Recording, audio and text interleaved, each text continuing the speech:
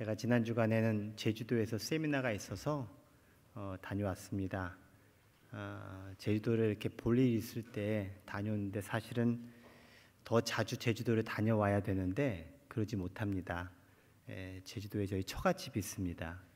근데 꼭 처가에 일이 생기거나 아니면 이렇게 공적인 행사 있을 때만 다녀와서 우리 장인어른 장모님 이렇게 죄송한 마음이 늘 있거든요. 그래서 늘 가면 어떻게든 그래도 인사를 드리려고 해서 이번에도 세미나 다 마치고 찾아뵀는데 두 분이 과수원에 있는 거예요. 과수원에서 일을 하고 계셨습니다.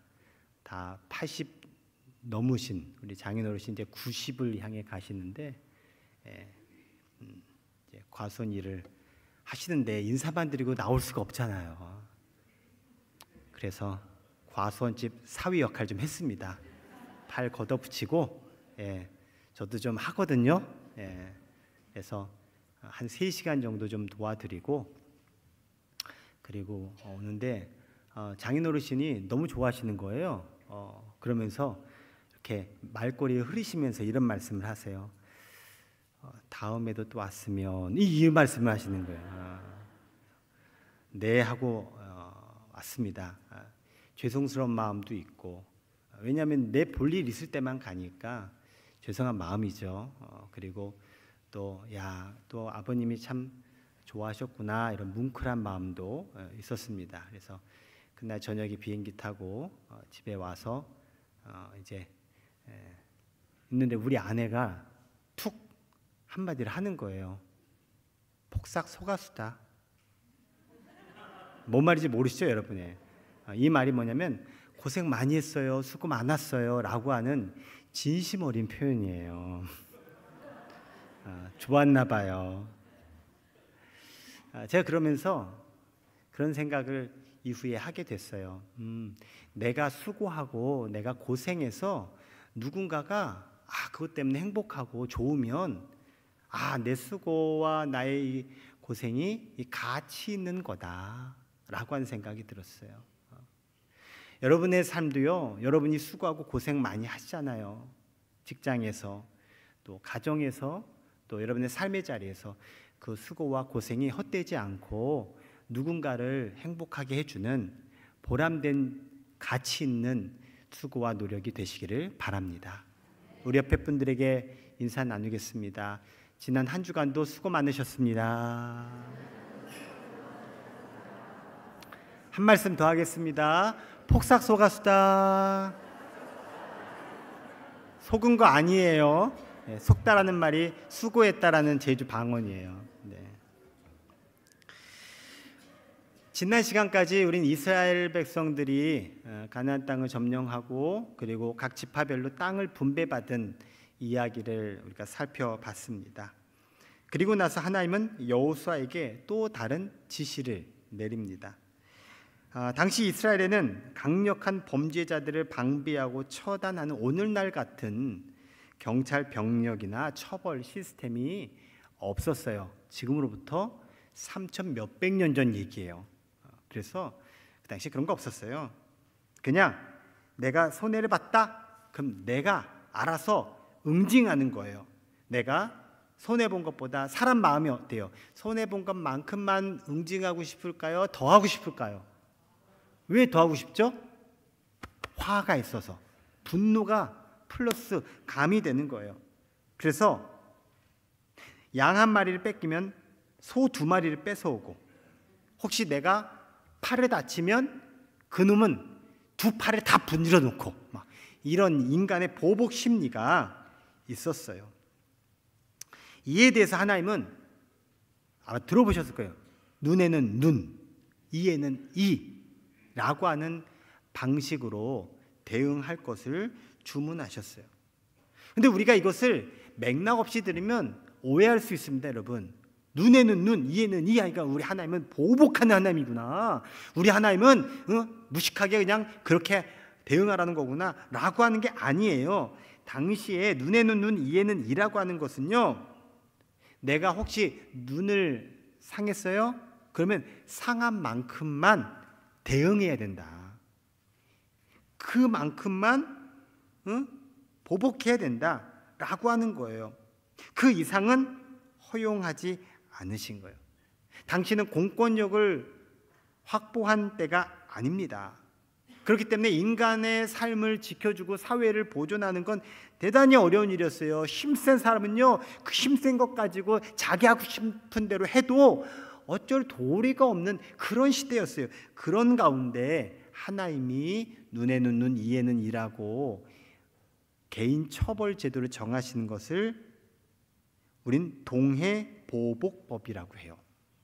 똑같은 해만큼만 보복해야 된다. 그 이상은 안 된다. 해를 당한 만큼만 갚는 것으로 과도한 사적 보복을 제한해서 혼란을 막고 사회 질서를 보장하는 목적으로 만들어진 하나님의 법이었어요. 그리고 이 법이 다른 나라, 다른 민족들에게 전파됐어요. 그게 오늘날도 우리 가운데 들려오잖아요. 여러분, 이 동해 보복법만 지켜도요, 우리가 사는 세상 괜찮은 세상 됩니다. 보세요. 주변에 전쟁 일어나는 거 보세요. 다 뭡니까? 받은 것만큼 돌려주는 게 아니에요. 받은 것 이상으로 더 웅징해가지고. 인간의 싸움이나 다툼은요, 다 그거예요. 막 화가 치밀어 올라서 너 나한테 이랬어? 난 더 할 거야. 그리고 우리가 뭐 책 같은 거 읽으면 죽어가면서도 눈을 못 감아. 얘야, 이 아비의 원한을 꼭 갚아주렴. 보복을 남기잖아요. 원한을 남기잖아요. 원한이 원한을 남고, 증오가 증오를 낳고, 보복이 보복을 낳고, 계속해서 끊이지 않는 원한 관계가 지속되는 거예요. 하나님은요, 이걸 차단시키는 거예요. 야, 거기까지만 해. 더 하지 마. 여러분, 이게 언제적 법이라고요? 3,000 몇백 년 전 법이라고요. 지금 시대도 사실은 이것만 지켜도 굉장히 우리가 사는 사회요, 그나마 괜찮을 거예요. 그런데 그 수천 년 전에 하나님이 이 법을, 어마어마한 선진 시스템이었어요. 우리 하나님이 이런 하나님이십니다. 우리 하나님은 우리 모두에게 공평하신 하나님이십니다. 그런데요, 이 동해 보복법으로도 또 해결할 수 없는 문제가 발생해요. 뭐냐면, 사람을 죽이면 어떻게 해야 됩니까? 죽인 사람을 죽여야 돼요. 이게 동해 보복법이에요. 그런데 사람을 죽였어요. 그런데 이게 고의로 죽인 게 아니에요. 그래도 동해 보복법이면 죽어야 되는 거예요. 죽여야 되는 거예요. 예를 하나 들어볼게요. 어떤 집이 없는 한 사람이 있었어요. 집이 없어서 그냥 되는 대로 몸 거치할 만한 곳에서 그냥 살아가는 이 이웃집 아저씨를 한 청년이 보고, 저 아저씨한테 집을 지어주고 싶다라는 마음을 가졌어요. 그래서 아저씨한테 이야기했어요. 아저씨도 너무 좋죠. 그래, 나 집이 없는데 집 있으면 좋지. 그래서 이 청년이 아저씨와 함께 산에 올라가서 나무를 베면서 이제 집을 짓기 시작해요. 기둥을 세우고 석가래를 엮고 그렇게 집을 이제 세워갑니다. 오늘도 이제 아저씨랑 함께 나무를 베러 산에 올라가서 나무를 베요. 근데 그날 사단이 벌어져요. 나무를 베는 그 도끼가 갑자기 날이 쑥 빠져버린 거예요. 그런데 공교롭게 그 도끼날이 옆에서 일하던 아저씨의 머리에 툭 떨어져서 그만 그 자리에서 즉사하고 맙니다. 자, 그렇다면 어떻게 해야 될까요? 여러분이 판결위원이세요. 어떻게 해야 될까요? 궁시렁궁시렁 되는 거는 다양한 의견이 있다는 거죠. 동해 보복법에 근거한다면 어떻게 해야 될까요? 그 청년 죽여야 되는 거예요.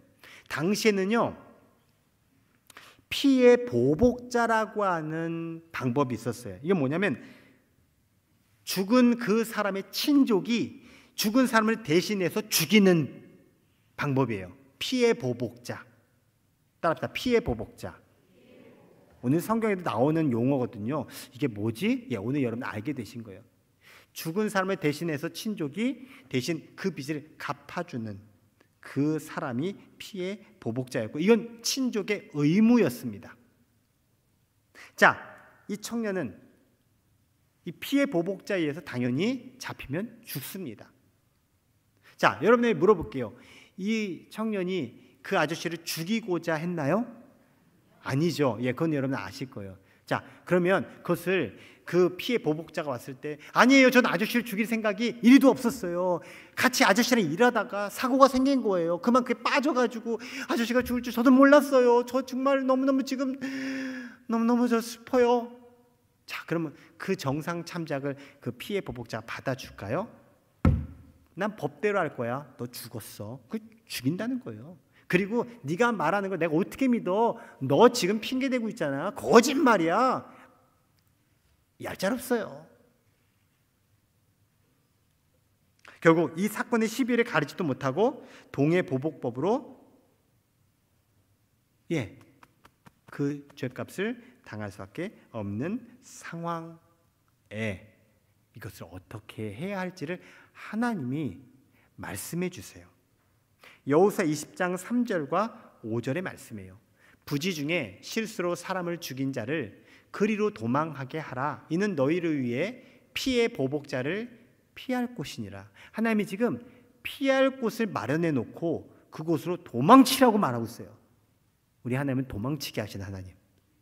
자, 5절에 보니까 피의 보복자가 그의 뒤를 따라온다 할지라도 그들은 그 살인자를 그의 손에 내주지 말지니 이는 본래 미워함이 없이 부지 중에 그의 이웃을 죽였음이라. 그 피신한 곳에 있는 사람들이 이 사람을 보호해 줘야 된다는 거예요. 이유는 일부러 죽인 게 아님을 대신 얘기해 줘야 된다는 거예요. 그래서 죽지 않게끔 보호해야 된다. 이것을 일컬어 도피성이라고 해요. 하나님은 도피성을 설정해서 그 도피성으로 이렇게 의도하지 않는 살인을 범한 사람이 피신할 수 있게 했어요. 일단 생명을 보호시켜 주신 거예요. 그렇잖아요. 아무도 그 살인자의 말을 안 듣습니다. 그리고 오늘날 우리는 변호할 수 있는 기회가 있잖아요. 극악무도한 살인자도요, 변호의 권리가 있어요. 그러나 지금 말씀한 성경 시대는 없다니까요. 그런 거 그냥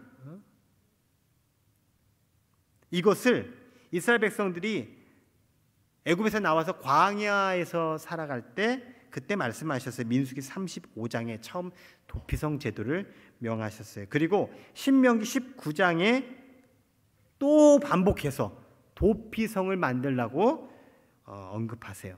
그리고 오늘 이스라엘 백성들이 가나안에 들어와서 여호수아 20장 오늘 이 시점에 또 도피성을 만들라고 명하십니다.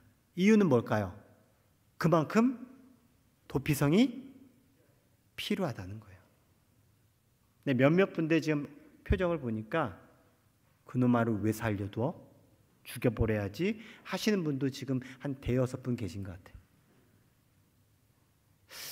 사실 그냥 보면은 좀 이해가 안 될 수 있어요.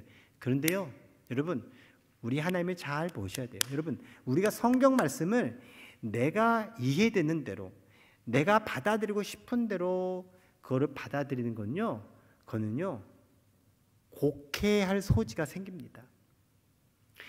우리는요, 하나님의 말씀, 성경을 하나님의 의도대로 받아들여야 돼요. 하나님이 어떤 생각을 가지시고 어떤 뜻을 가지고 나에게 뭘 얘기하는지를 들어야지. 이건 아니야, 이거는 틀렸어, 자기가 뭐라고 성경을 이래라 저래라. 오늘 하나님께서 도피성을 만들라고 한 취지는 다름 아니라 모든 생명을 귀하다는 거예요. 자기 감정에 의하면요, 생명도 다 값어치가 달라요. 여러분 말하지 않아도 여러분이 TV 앞에서 저 나쁜 XX 다 알아요. 다 알아. 저도 마찬가지예요. 감정적인 건 그래요.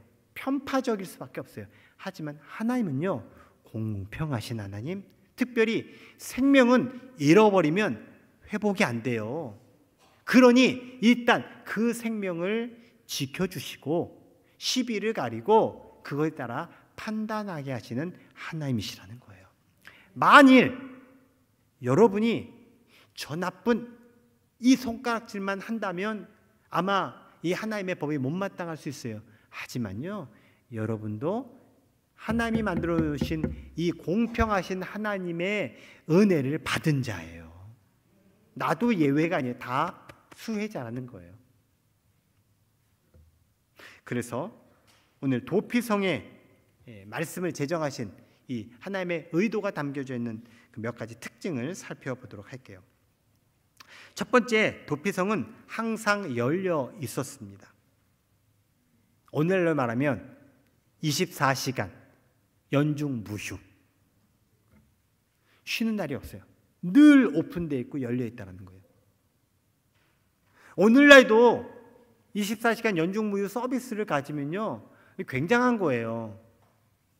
그런데 지금으로부터 수천 년 전에 24시간 연중 무휴 언제든지 다 들어올 수 있어, 보호할 수 있어. 이런 획기적인 시스템이에요. 감히 인간이 상상할 수 없는 방식이었다는 거예요. 옆에 분에게 얘기하세요. 우리 하나님이 이런 분이세요. 여러분, 우리 하나님이요, 오늘날만 세련된 분이 아니에요. 엄청 세련된 분이고요.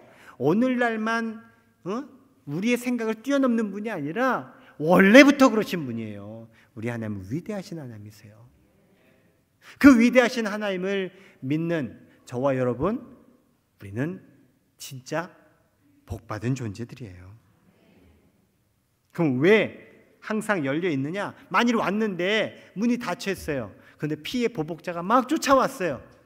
그리고 죽이면 어떻게 해요? 안 되잖아요. 그것까지도 하나님은 다 계산하셔서 언제든, 혹시 밤중에 오면 곤란하잖아요. 그때라도 일단 들어가기만 하면 못하는 거예요. 피해 보복자가. 두 번째 도피성의 특징은요, 어느 곳에서든지 갈 수 있어요. 너무 멀리 있거나 갈 수 없는 곳에 위치하고 있지 않다라는 거예요. 자, 도피성을 6곳을 설정해 주셨어요.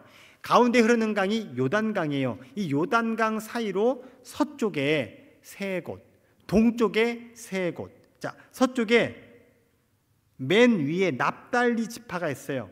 그곳에 갈릴리 게데스라는 곳 보이시죠?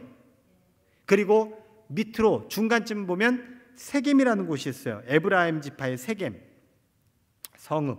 그리고 밑에는 유다 지파의 헤브론 성읍. 이렇게 3군데를 지정했고요. 요단강 동편으로는 밑에 르우벤 지파의 베셀, 갓 지파의 길앗 라못, 그리고 므낫세 반지파의 바산 골란, 이렇게 6군데의 성읍을 지정해서 이곳이 도피성이다.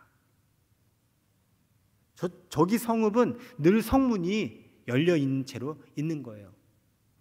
그리고요, 지금 그림에 보면 동그라미 원이 있죠. 이게 대략적인 표시예요. 저 거리에 있는 사람들은 쉽게 도피성에 찾아올 수 있는, 저게 한 반나절 거리가 된대요. 사람이 뛰어서 한 반나절이면 도착하는 거리에 위치를 해놨어요.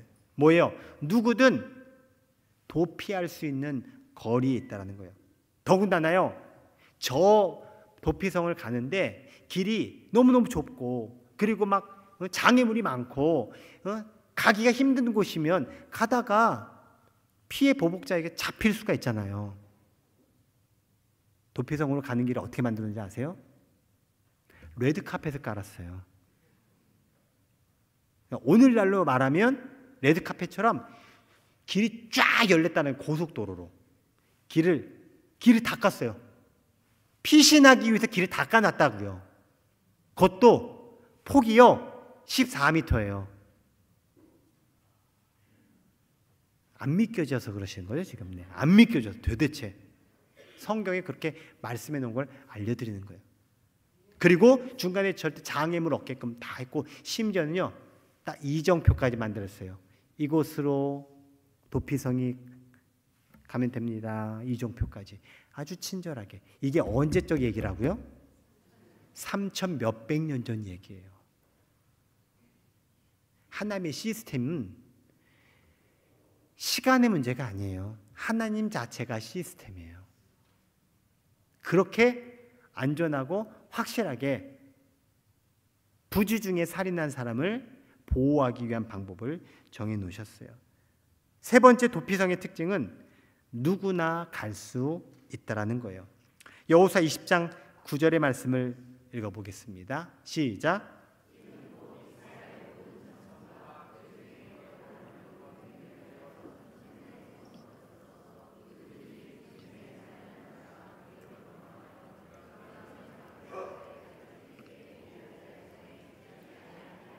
위함이라. 아멘. 여기 보시면 도피성에 들어갈 수 있는 사람은 누구냐? 이스라엘 모든 자손과 엔드예요.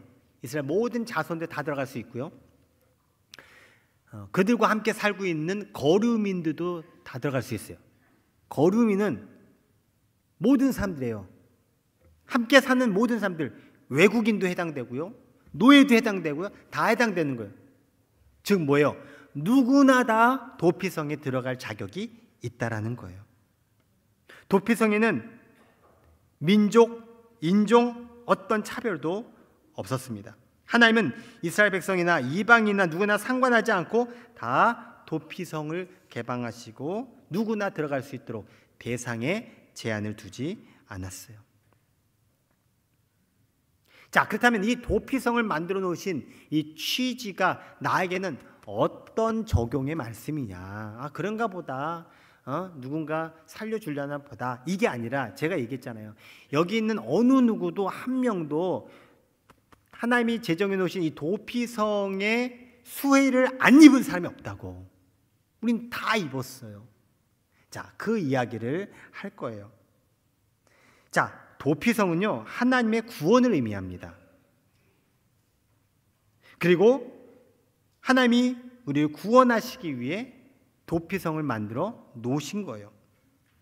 당시 도피성에 입장하려면 자신이 저지른 그 죄를 솔직하게 고백하고 인정해야 됐어요. 내가요, 이러이러해서 누군가를 살인했습니다.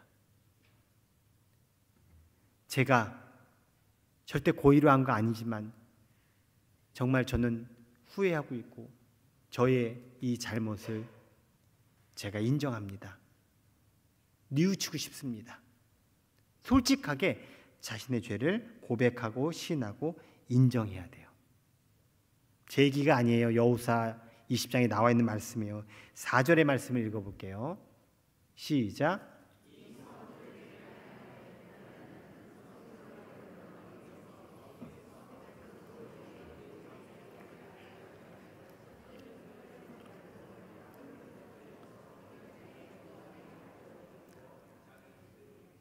거주하게 하고,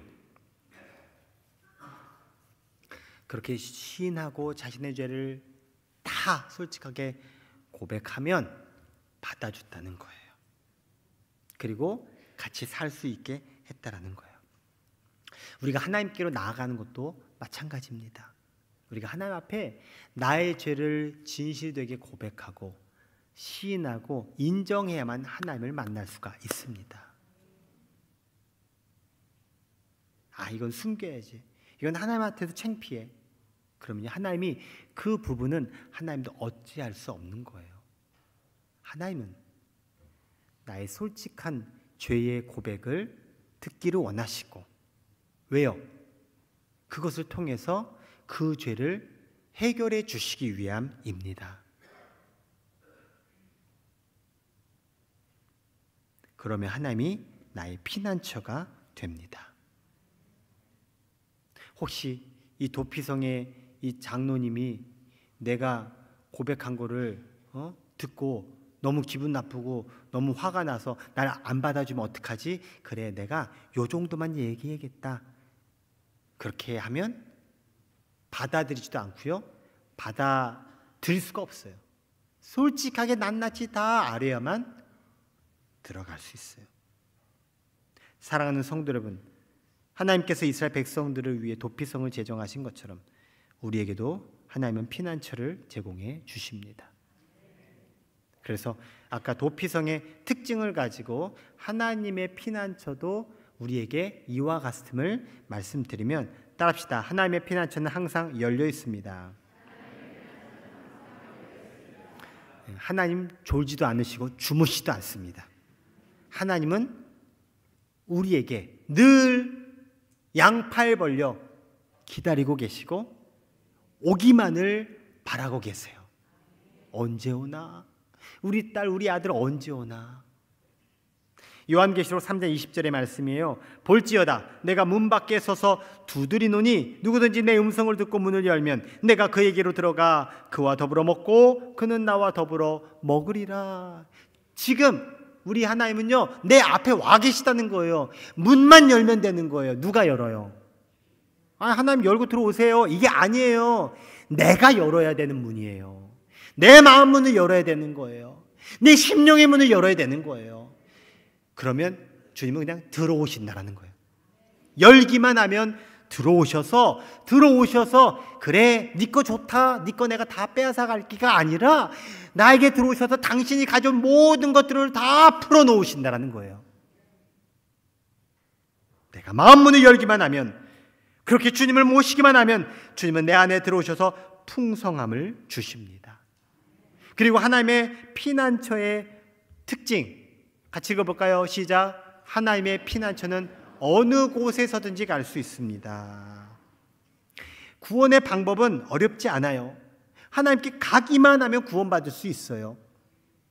그리고 그 길은 험난한 길이 아니에요. 아까 그 대로를 만들어 놓고 이정표까지 이 길로 가세요라고 안내하는 것처럼 하나님께 갈 수 있는 건 어려운 길이 아니에요. 그래서 구원은 쉬워요. 들어가기만 하면 돼요. 찾아가기만 하면 돼요. 문 열기만 하면 돼요. 주님을 믿기만 하면 돼요. 이사야 55장 1절의 말씀입니다. 오호라 너희 모든 목마른 자들아 물로 나아오라. 돈 없는 자도 오라. 너희는 와서 사 먹되 돈 없이 값 없이 와서 포도주와 젖을 사라. 어떤 조건도 어떤 대가도 바라지 않으시고 그저 내게 오기만 하면 내가 다 주겠다.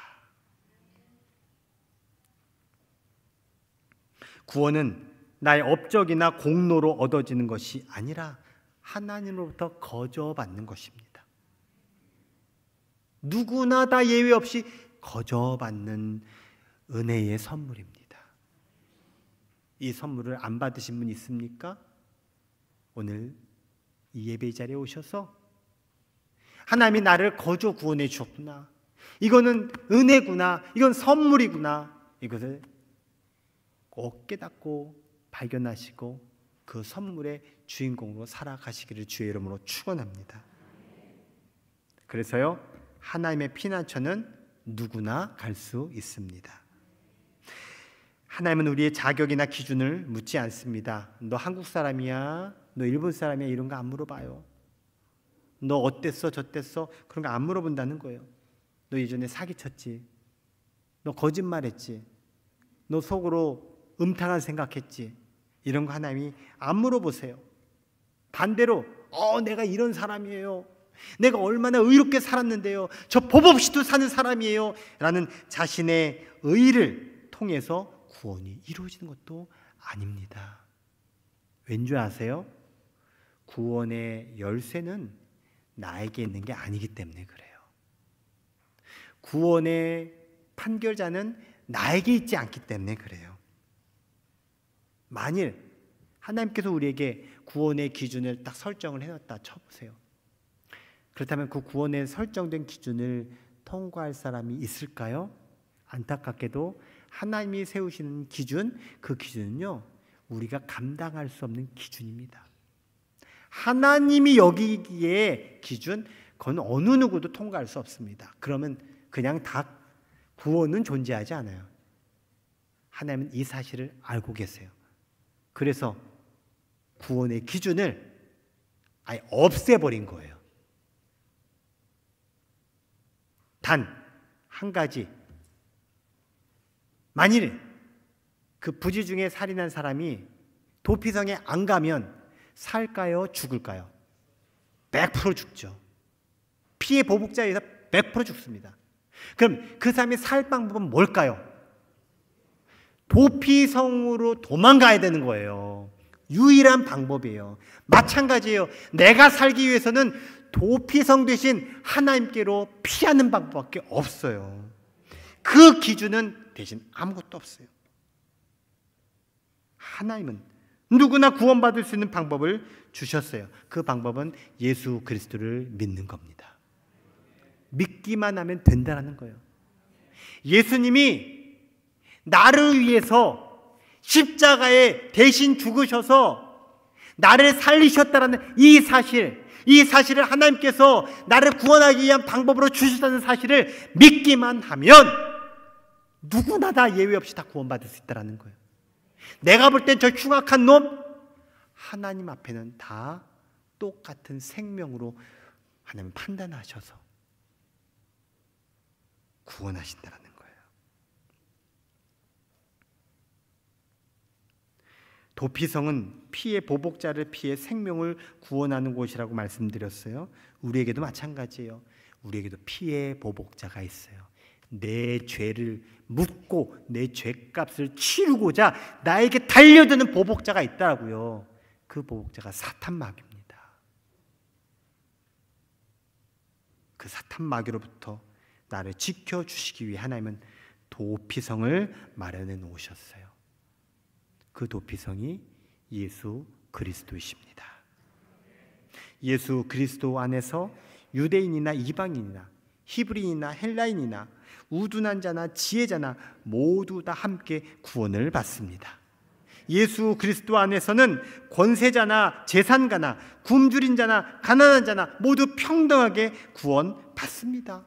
누구든 예수 그리스도 안에서는 평등합니다. 구원받음에 있어 모든 사람은 다 공평합니다. 이렇게 나를 위해 준비해 놓으신 하나님의 피난처, 그 예수 그리스도 안으로 피하시기 바랍니다. 그 예수 그리스도 안에 거하셔서 하나님의 은혜로 보호받는 여러분 모두가 되시기를 주의 이름으로 축원합니다. 얼마 전에도 지진 뉴스가 있었어요. 제 기억에 한 20년 전까지만 해도 우리나라의 지진 생각지도 않았었는데 요즘은 빈번하게 일어나고 있어요. 제가 경상남도에 있다가 왔잖아요. 그렇죠? 그랬어요. 제가 경상남도에 있었던 때 중에 2016년 9월에 경주 지역에 지진이 일어났어요. 근데 그 진도가 무려 5.8이었어요. 우리나라 지진 관측 역사상 최고의 지진이었어요. 뉴스에서 여러분들 다 접하셨어요. 그때 저는 경주로부터 한 100여 킬로미터 떨어진 진해라는 곳에 살고 있었는데요. 제가 그 지진을 경험했잖아요. 막 움직이는 거예요. 그리고 제가 그때 교회에 있었는데 교회가 흔들려요. 그래서 제가 이제 급하게 나왔잖아요. 그러고 나서 보니까 벽이 갈라진 거예요. 얼마나 셌으면 그 먼 거리 지역에 있는 곳에도 그 진도가 대단했어요. 그때요 한반도 전체가 흔들렸다고 합니다. 이제 한반도 어디에서도 지진의 안전지대가 없다고 해요. 그리고 제가 이제 작년에 이 부곡에 이사 왔잖아요. 근데 작년 8월인가 서울하고 수도권에 비가 어마어마하게 내렸어요. 시간당 최고 140mm의 비가 내리고 일일 강수량이 381mm, 관측사상 최고의 강수량이 서울 한복판, 그것도 강남 일대에 내려서 수많은 피해가 일어났죠. 단 이틀 만에 500mm 이상 비가 내린 경이적인 폭우였다고 합니다. 자, 이런 자연재해 앞에서 우리가 아무리 방비하고 아무리 준비해도 속수무책인 것을 확인할 수밖에 없어요. 우리가 인생을 살면서 우리는 뜻하지 않은 큰 시련과 환난을 만납니다. 질병, 사고, 실패, 뭔가 사기 등등등등, 아무런 문제 없이 아무런 어려움 없이 살아가면 좋으련만 그렇지가 않습니다. 그때 우리는 피난처를 찾게 되죠. 누군가로부터 해를 당하지 않기 위해서 도망가고 싶은 심정도 사람에겐 있어요. 그렇다면 과연 어디가 피난처일까요? 제가 경상남도 얘기했으니까 한 번 더 할게요. 제가 10년 전에는 안산에 살았어요. 그러다가 이제 경상남도로 이사를 간 건데, 제가 안산에 살 때만 해도요, 알레르기 비염이 굉장히 심했습니다. 예, 진짜 안산은 공기가 안 좋아요. 그래서 거의 약을 달고 지냈어요. 딱 경상남도에 갔는데 웬일입니까? 알레르기 비염이 안 생기는 거예요. 1년이 지나고 2년이 지나고 완전히 싹 나은 거예요. 저는 할렐루야예요. 보니까 공기가 너무 좋아. 저뿐만 아니라 서울로 주말 왔다 갔다 하시는 장로님이 그러시는 거예요.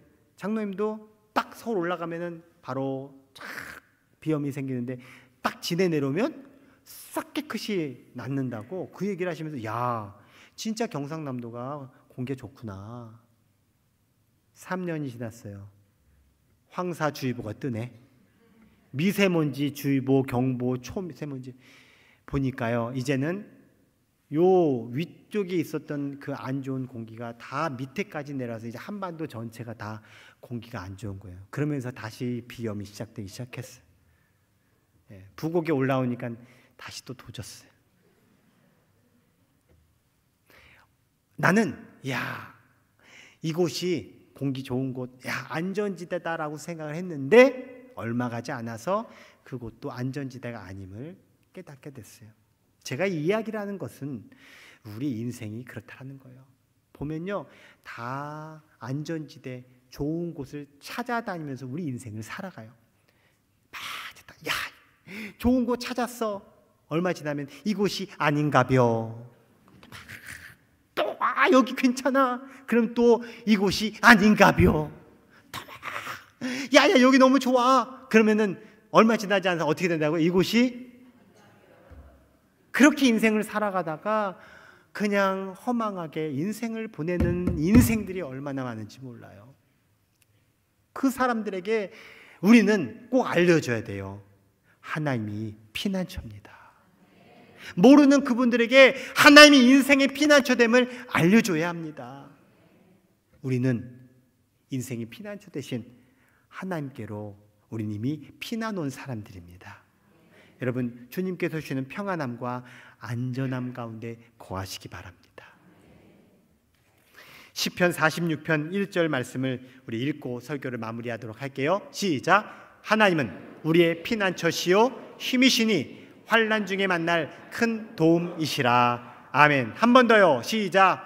하나님은 우리의 피난처시요 힘이시니 환난 중에 만날 큰 도움이시라. 아멘.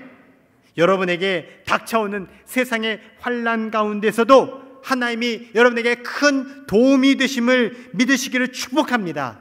하나님이 나의 피난처 예수 그리스도를 제공해 주셨고, 예수 그리스도를 믿음으로 예수 그리스도 안에 거하는 여러분의 삶이 되시기를 축복합니다. 그렇게 하나님의 품에 거하는 복된 인생이 되시기를 주의 이름으로 축원합니다. 하나님께서 우리에게 부곡교회를 허락하신 것은 예수 그리스도가 우리 부곡교회의 주인 되시기 때문에 우리가 부곡교회 안에서 하나님의 품을 경험하게 되고 피난처의 인생을 살아갈 수 있게 하셨습니다. 부곡교회를 통해 하나님의 품과 피난처를 경험하며 살아가는 저와 여러분 우리 모두가 되기를 주의 이름으로 축원합니다. 기도하겠습니다.